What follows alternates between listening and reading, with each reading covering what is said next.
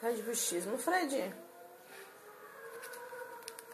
Quem apostaria em ver a Williams, né, depois do ano terrível que teve no ano passado?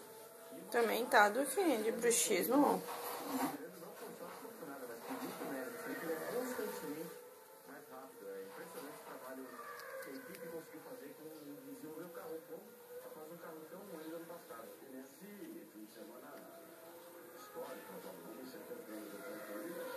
Aqui na Europa, a Fórmula 1 inteira se viu no ontem, inteira. Estava na Williams em Itália. Só não viu o Hamilton porque estava se discutindo o caso dele naquele momento. Esqueceu de divergências antigas, de problemas de discussões pelo caminho. Foi todo mundo lá dar um abraço no Bem, esse é o Fred. Fred, faz o bruxismo então. Faz o bruxismo. Não quer beber? Então volta pra gaiola. Vem.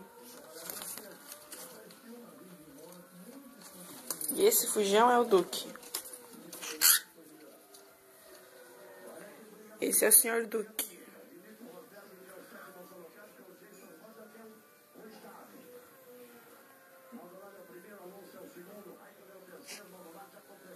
Vou voltar pro play, Duque.